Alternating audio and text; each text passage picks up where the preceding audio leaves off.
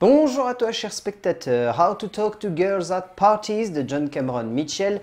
Ça fait un petit moment qu'il traîne dans les cartons puisqu'il était présenté hors compétition au Festival de Cannes, non pas de cette année, mais de l'année dernière. Un peu comme une prière avant l'aube d'ailleurs, qui sort cette même semaine. Ça démontre bien que des fois des films, ils ont beau avoir un certain aura, ils galèrent un petit peu à débarquer dans les salles de cinéma. Pour autant, How to Talk to Girls at Parties avait une espèce d'aura qui l'entourait, un espèce d'esprit, pas forcément que cinématographique, également musical, qui donnait envie de voir ce que l'auteur John Cameron Mitchell, anciennement acteur, allait pouvoir nous offrir en fait. Qu'est-ce qu'il allait pouvoir apporter de différent qui a été apporté à ce genre qui est très anglais, si vous remarquez bien. Le résumé pour faire simple, à Londres en 1977, c'est cool d'être punk. On vit en marge de tout, on se contente de se rebeller et de combattre la société monarchique.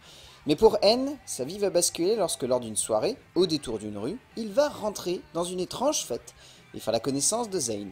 Je pense que c'est un métrage qui aura du mal à clairement trouver son public en fait, How to Talk to Girls at Parties, parce que c'est à la fois une comédie romantique, c'est également un film de SF, c'est aussi une pure comédie satirique, c'est une critique de la société, c'est un film qui est ancré dans une époque mais qui a un message universel.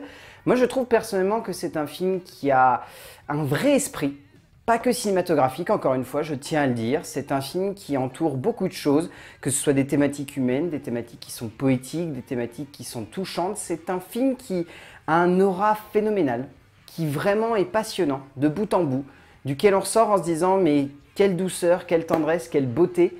Et je pense que c'est ça qui fait la force du film, c'est de voir que John Cameron Mitchell n'a pas voulu se limiter à un genre, mais mélanger plein de petits styles pour obtenir cette œuvre un peu hybride.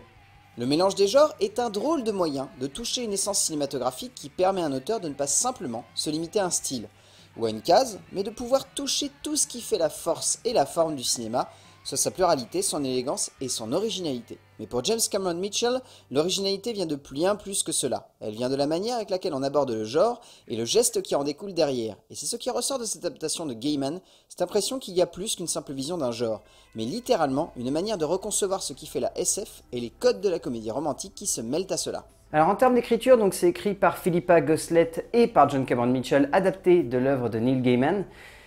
Le scénario a le mérite de proposer au spectateur une expérience, de regarder le genre de manière différente, que ce soit l'ASF ou la comédie romantique. Pour autant, le scénario est un petit peu cousu de fil blanc.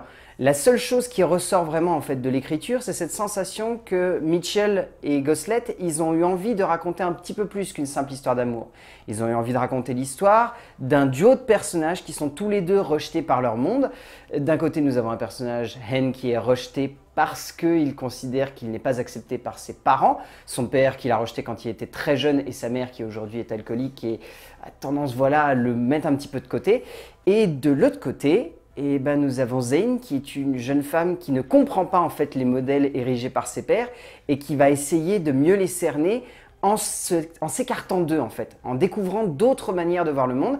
Et dans cette optique-là, je trouve que le mélange des deux découvertes, le fait que ces deux personnages soient totalement rejetés mais qu'ils arrivent à s'accepter l'un l'autre, ça crée quelque chose qui a un esprit qui, au-delà d'être cinématographique, est également humain et qui emporte en fait tout le film et donne cette sensation que le scénario n'est pas juste limité à une rom-com.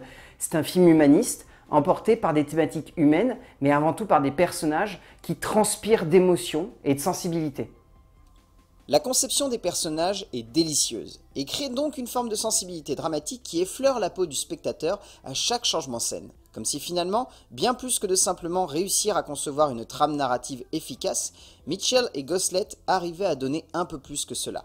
Jouant habilement des codes de l'humour et de la manière avec laquelle la SF se mêle à ceci, les deux auteurs englobent l'ensemble de leur scénario d'une forme de douceur émouvante et délicate qui emporte le métrage et qui permet à l'ensemble de l'œuvre de sonner comme un petit moment de délicatesse, autant dans son écriture que dans la manière avec laquelle les dialogues viennent ponctuer cela. En termes de mise en scène, John Cameron Mitchell, c'est un cinéaste qui est très atypique. C'est un mec qui à la base était acteur et qui au début des années 2000 est devenu réalisateur. Il n'est pas très connu en France. Son film le plus connu reste Rabbit Hole, qui malheureusement a eu très peu d'aura et que très peu de gens connaissent.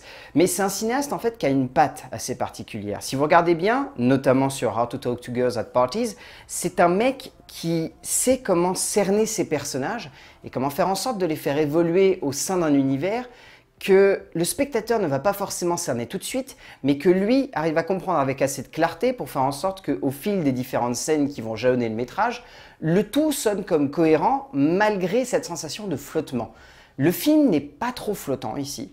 Le film a tendance à être très clair du début à la fin. Le seul petit point sur lequel on peut avoir la sensation que John Cameron Mitchell n'a pas forcément tous les acquis pour réussir à cerner ça, c'est sa manière de filmer les scènes romantiques. Les scènes romantiques sont très clichés, extrêmement grossières, pas du tout subtiles, mais genre vraiment pas. Il utilise des ralentis, une certaine manière de concevoir le découpage de ces séquences-là qui fait très clipesque. Ça a réussi très rarement en fait à nous toucher. C'est pas dans ces séquences-là qu'il brille. En fait, là où il brille, et c'est je trouve ce qui fait la grande force de ce film, c'est que John Cameron Mitchell est quelqu'un qui sait très bien mettre en scène l'humour, et au sein de ce film, il le met en scène de manière mais plus qu'intelligente.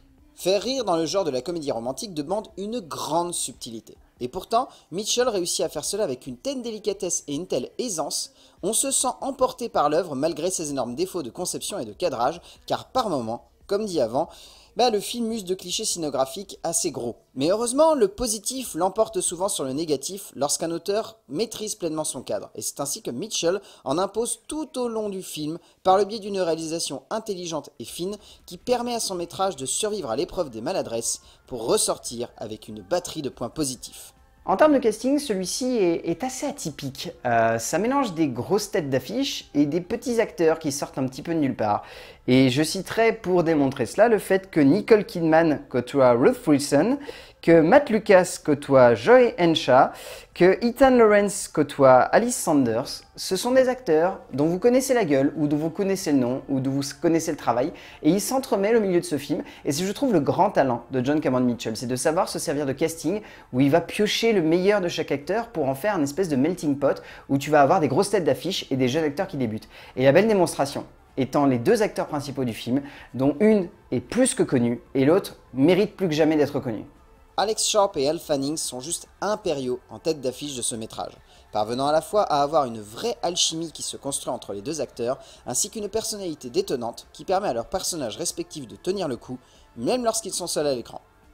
Au bout du compte, How to Talk to Girls at Parties est un film qui, je trouve, est hyper fun à regarder. Cette espèce d'aura un peu ressemblant au travail de Edgar Wright sur Scott Pilgrim vs. The World, on a ce côté regarder la jeunesse de manière atypique sans porter de jugement sur elle. La plupart des cinéastes ont tendance à, quand ils font des teen movies, avoir un certain jugement entre guillemets sur la jeunesse, dire oh, regardez comment ils se servent de ça, ou regardez la manière avec laquelle ils se côtoient les uns les autres. Là, c'est pas du tout le cas. Il y a un vrai amour pour l'envie de montrer des personnages qui soient touchants, qui soient sincères, qui soient émouvants.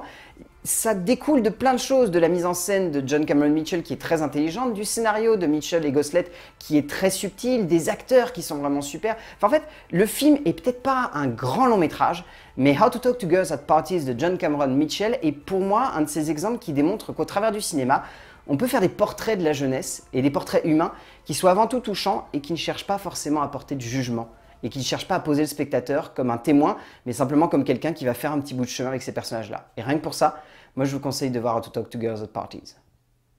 A plus!